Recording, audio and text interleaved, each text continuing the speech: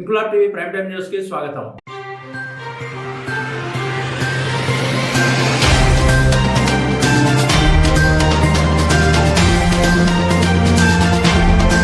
కుత్బుల్లాపూర్ నియోజకవర్గం ప్రగతి నగర్లో గురువారం అర్ధరాత్రి చోటు చేసుకున్న భారీ అగ్ని ప్రమాదంలో సుమారు 40 ఫర్నిచర్ దుకాణాలు పూర్తిగా దగ్ధమయ్యాయి. ఈ ఘటనలో దాదాపు 5 కోట్ల రూపాయల మేర ఆస్తి నష్టం సంభవించినట్లు ప్రాథమిక అంచనాలు వెల్లడిస్తున్నాయి. అర్ధరాత్రి సమయంలో ఒక్కసారిగా మంటలు చెలరేగడంతో సమీప ప్రాంతాల ప్రజలు అప్రమత్తమై అగ్నిమాపక శాఖకు సమాచారం అందించారు. వెంటనే సంఘటనా స్థలానికి చేరుకున్న పలు ఫైర్ ఇంజన్లు గంటల తరబడి శ్రమించి మంటలను అదుపులోకి తీసుకొచ్చాయి. ఫర్నిచర్ దుకాణాల్లో అధికంగా దహన సాధ్యమైన వస్తువులు ఉండడంతో మంటలు వేగంగా వ్యాపించాయని అధికారులు తెలిపారు. ప్రమాదానికి గల కారణాలు ఇంకా స్పష్టంగా తెలియరాలేదు. షార్ట్ సర్క్యూట్ వల్లే మంటలు చెలరేగి ఉండవచ్చని అనుమానం వ్యక్తమవుతుంది. అదృష్టవశాత్తు ఈ ఘటనలో ఎటువంటి ప్రాణ నష్టం జరగలేదని అధికారులు వెల్లడించారు. అగ్ని ప్రమాదంతో తమ జీవనాధారం కోల్పోయిన వ్యాపారులు తీవ్ర ఆవేదన వ్యక్తం చేస్తున్నారు. ప్రభుత్వం తక్షణ సహాయం అందించాలని బాధితులు కోరుతున్నారు. ఘటనా స్థలాన్ని MLA KP Vivekanand, Malkajgiri MP Etela Rajender, HYDRAA commissioner Ranganath పరిశీలించారు. బాధితులను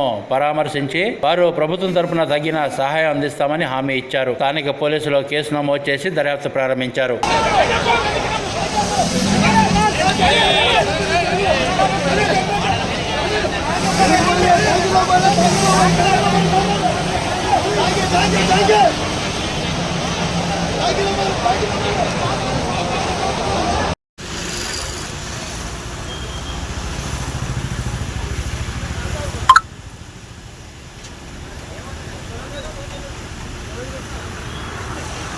गाड़ी चली बाइक पे जूम करके लिए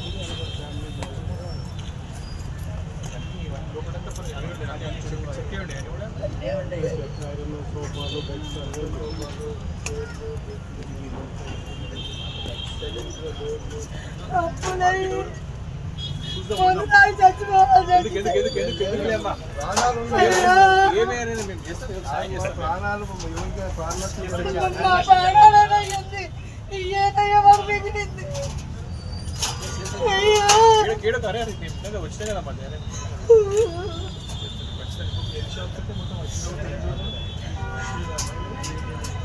ఎవరు మీ దాంట్లో మనీ షాప్స్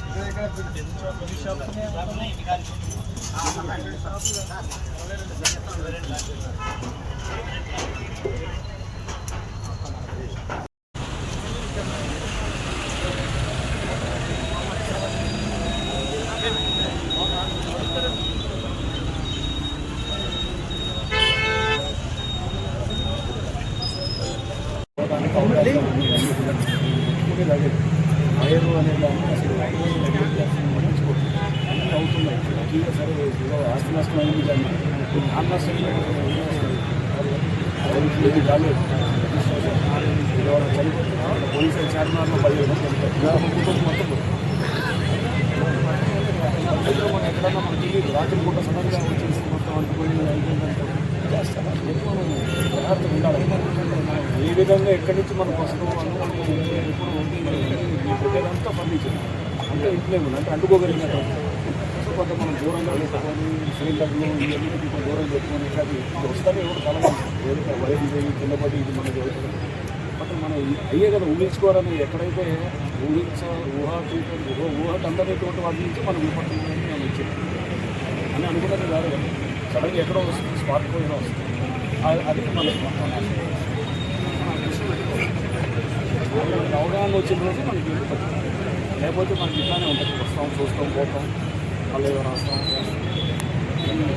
ఇప్పుడు హైడ్రా అట్లాంటి వాటిని తీసుకొని టార్గెట్ చేసి కూలుస్తుంది. 2 అంతస్తులు పర్మిషన్ తీసుకొని 9 అంతస్తులు కట్టేవాళ్ళు ఉన్నారు. అట్లాంటివి తీసుకొని చేస్తున్నాం. అంటే విచ్చలవిడితనం చేసేదాన్ని చెక్ చేయడానికే మా ప్రయత్నం జరుగుతుంది. తప్పకుండా ఈ ప్రయత్నం అనేది చేస్తూనే ఉంటాం. అండ్ ఈ ఫైర్ యాక్సిడెంట్స్ తగ్గించడానికి మా వైపు నుంచి ప్రభుత్వానికి మేము నివేదించాం. వారు కూడా మాకు పూర్తిగా పవర్స్ ఇవ్వడానికి అన్నీ కూడా ఇస్తూ ఉన్నారు. అన్నింటినీ తీసుకొని అన్ని డిపార్ట్మెంట్స్ తోటి అంటే HYDRAA, fire department, electricity department, revenue department, municipality అందరితో కలిసి మేము ఏదైతే డ్రైవ్స్ పెట్టాము జనవరిలో రిక్వెస్ట్ వచ్చింది. ఒక 1.5 మంత్ మాకు అంతా అవేర్నెస్ ఇచ్చిన తర్వాత మళ్ళీ స్టార్ట్ చేద్దామని. ఆ అవేర్నెస్ ఇచ్చిన తర్వాత బహుశా ఇంకొక 10 రోజుల తర్వాత మేము ఇది మళ్ళీ ఎన్ఫోర్స్మెంట్ స్టార్ట్ చేస్తాం. సార్ సమ్మాన్లు ఎక్కువ అవుతుంటాయి కదా, షాప్ యజమానులకు ఏం చెప్తారు?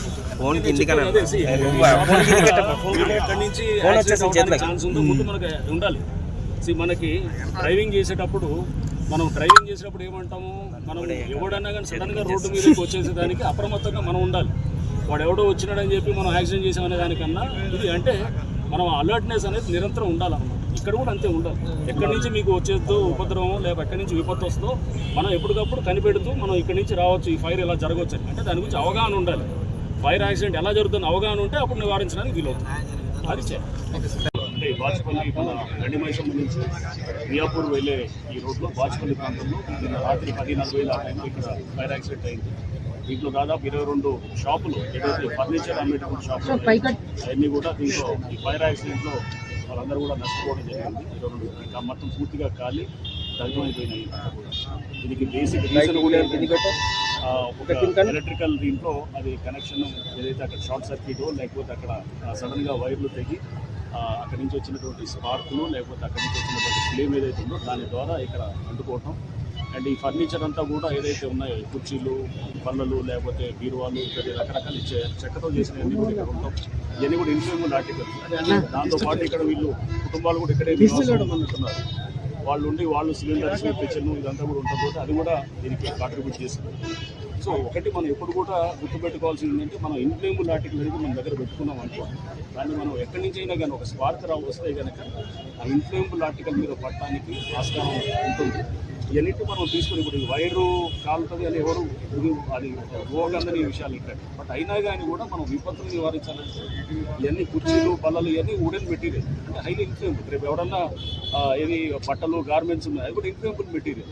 ఫర్ ఇన్స్టెన్స్ ఏమన్నా ఇది కెమికల్స్ లేకపోతే ఇట్లా యాసిడ్, బ్యాటరీలు ఇట్లా అవి కూడా ఇన్ఫ్లేమబుల్. అంటే ఇన్ఫ్లేమబుల్ మెటీరియల్ అనే దాన్ని స్టోర్ చేసినప్పుడు మనం 100 సార్లు ఆలోచన చేసి చూసుకోవాలి. సో ఇక్కడ ఇవన్నీ కూడా ఓకే, ఇవన్నీ గవర్నమెంట్ ల్యాండ్లో లేకపోతే ఇది అనాథరైజ్గా వాళ్ళు కట్టుకున్నారు అనుకోవచ్చు. వాళ్ళు ఎవరికి కూడా ఇన్సూరెన్స్ రాలేదు. అంతా చిన్న వాళ్ళు పాపం కష్టపడి 25 లక్షలు 30 లక్షలు ఫర్నిచర్ అంతా కూడా ఇక్కడ పెట్టినంతా కూడా వాళ్ళ సంపాదన అంతా ఒక రోజులో బుద్ధిపాలైంది. సో దీనికి మనం ప్రభుత్వం తరఫు నుంచి ఎటువంటివి రావాలో రెవెన్యూ వాళ్ళు ఆల్రెడీ నివేదిక ద్వారా పంపిస్తారు. సో బట్ అవేర్నెస్ మనం అవేర్నెస్ సరిపోతుంది, ఆచరణ కూడా తీసుకొచ్చి ఎక్కడ పరవాడికి ఛాన్స్ ఉందనే దాన్ని మనం పెడితే. ఎందుకంటే మనకు అక్కడ గణాంకాలు చూస్తే కనుక లాస్ట్ కొన్ని సంవత్సరాలుగా కూడా ఫైర్ యాక్సిడెంట్స్ గణనీయంగా పెరుగుతున్నాయి. సో ఈ సంవత్సరం కూడా పెరగడానికి ఆస్కారం ఉంది. మనం ముందుగానే మనం జాగ్రత్తలు వహిస్తే కనుక మన ఆస్తులు, మన ప్రాణ నష్టం కాకుండా కూడా మనం సంరక్షించుకోవచ్చు. ఫైర్ సిబ్బంది క్షేత్రస్థాయిలో పనిచేయ చేయట్లేదని చాలా